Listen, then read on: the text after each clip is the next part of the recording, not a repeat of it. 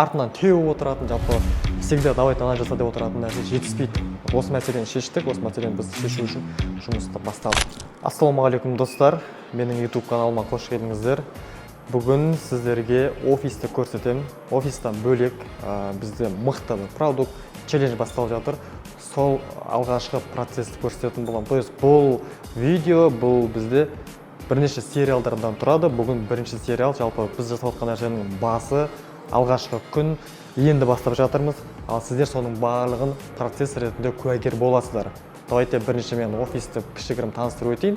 Өзімнің крипто саласы бойынша, обучение бойынша, команда бойынша жұмыс жасайтын офис. Осындай офиста жұмыс жасаймыз. Барлығы осы Алматы қаласында деген сияқты. Так, міне офистан кіреміз. Кірген кезде осындай бізде командаға және де біздің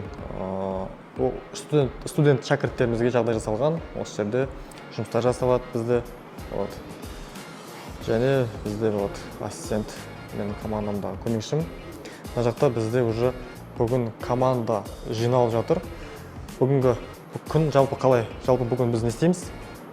Өзімнің шәкірттерімнің арасынан команда құрастырып жатырмын. То есть бізде үлкен бір мақсат, идея бар. Соны іске асыру үшін маған команда қажет. Өзімнің шәкірттерім 16-шы поток, 21, 22, 23. То есть осыған дейінгі шәкірттерім арасынан разбор жасап, таңдап, бүгін уже жұмысты бастап жатырмыз. Сонымен қоса обучение өтіп жатырмыз. Көп шәкірттерімнің, өзімнің жалпы криптомен айналысатындар, басқа да адамдардың мәселесі қандай? Бұл курстан кейінгі ары қарай даму, развитие, дисциплина, ары қарай всегда осы салада болу қиын, өйткені орта жетіспейді. Және де адамдарға бір артынан теуіп отыратын, жалпы всегда давайте ана жаса деп отыратын нәрсе жетіспейді.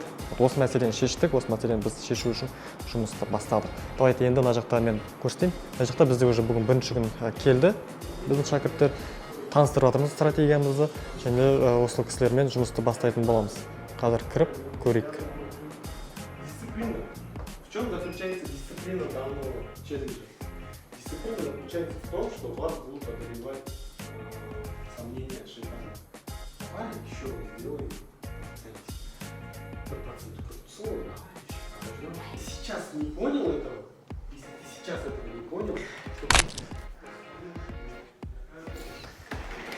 Так, түсіндіріп өтейін сіздерге, жалпы не істейін деп жатырмыз, қалай жасайын деп жатырмыз. Осындай форматта мен всегда живой YouTube канал жүргізіп отыратын боламын. Тура осындай, ешқандай монтажсыз студияда емес, осылай қалай жұмыс жасап жатырмыз. Менің қазіргі жинап жатқан командам қалай табыстап жатыр, өзіміздің бір челлендж болып жатыр. Соған біздің команда офлайн жұмыс жасайтын болады. Менің командам, шәкірттерім.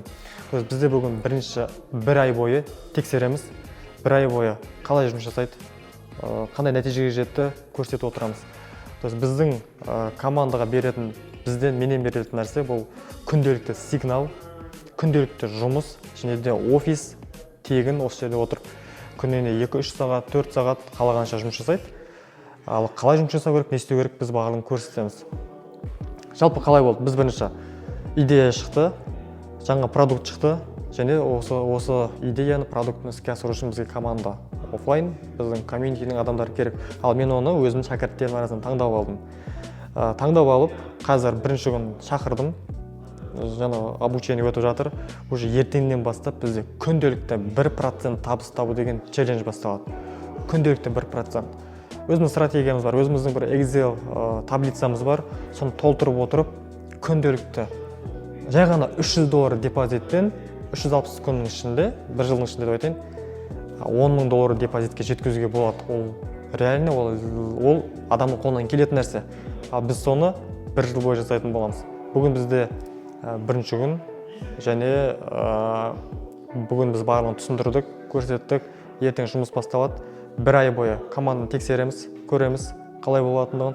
Одан кейін біздің өзіміздің тек қана осы жерде офистағы емес, онлайн бүкіл менің осыған дейінгі потоктарын, шәкірттерінің барлығы бұл челленджіға қатысатын болады. Күнделікті сигнал, күнделікті жұмыс, күніне 1% табыспен нәтижеге жету. Минусқа кетпей, убытыққа кетпей, тек қана пайдаға жету деген осындай идея бар. Қазір енді сіздермен өзімнің командамдағы адамдармен таныстырам. Әркім өз-өзін таныстырып өтсін.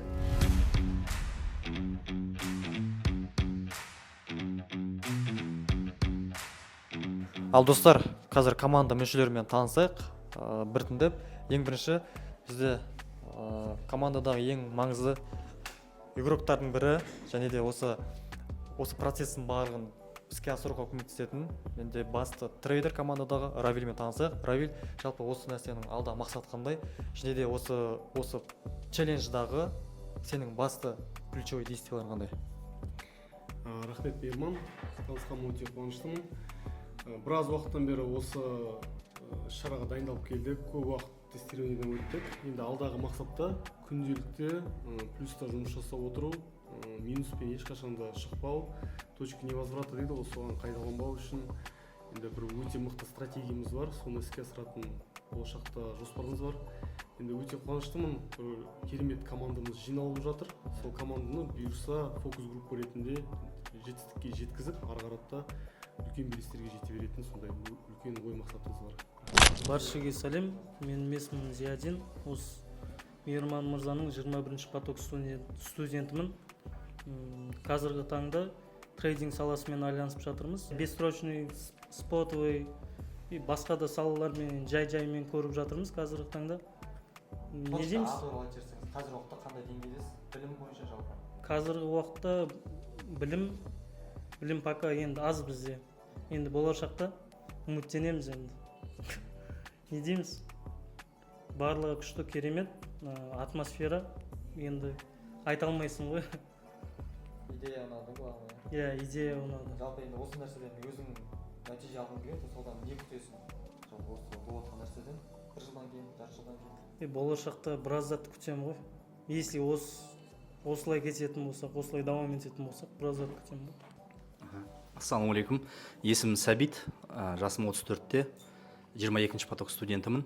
Міне Мейірманды бірінші рет живой көргенім, өте қуаныштымын. Командаға келіп осындай ойда болған жоқ негізі келуге.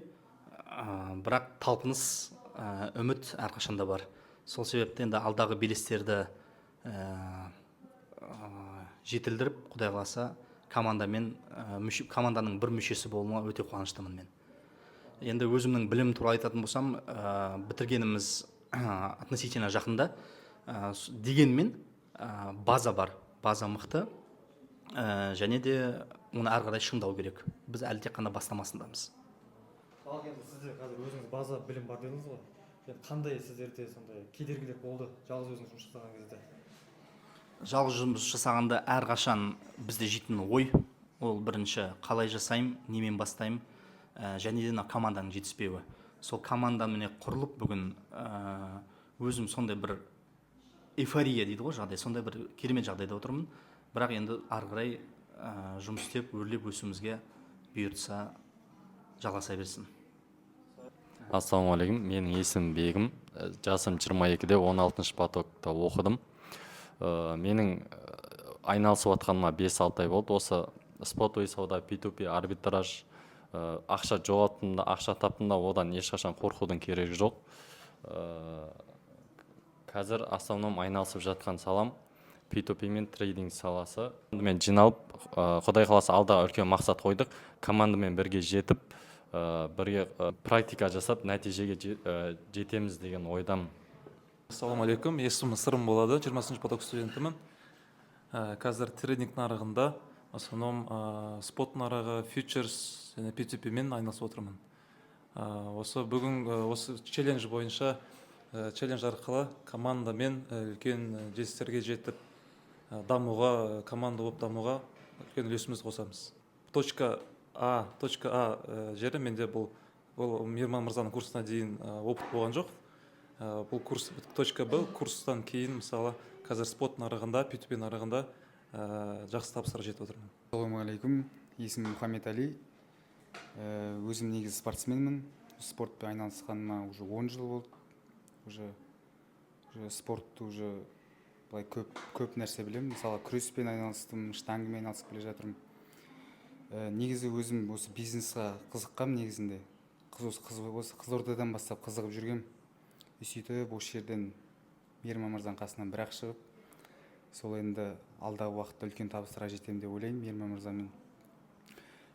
Осы күнделікті $70 сөйтіп жақсы шығып жатыр. өзім 24-ші потоктық студентім. Я там представляла, там другая, не арифметическая, какая-то вот математика там вообще. Вы теперь себе вот цель, да? Ставьте себе цели высокие. Ставить высокие цели. Какая высокая цель твоя была до этого?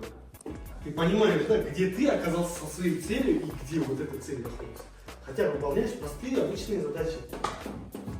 Все вот в это упирается. Дисциплину, фокус и постоянно не трогать свою дисциплину.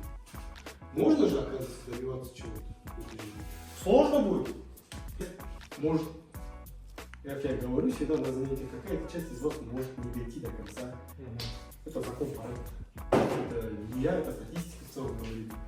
То есть первый день 1% сделали, все, отдыхаем.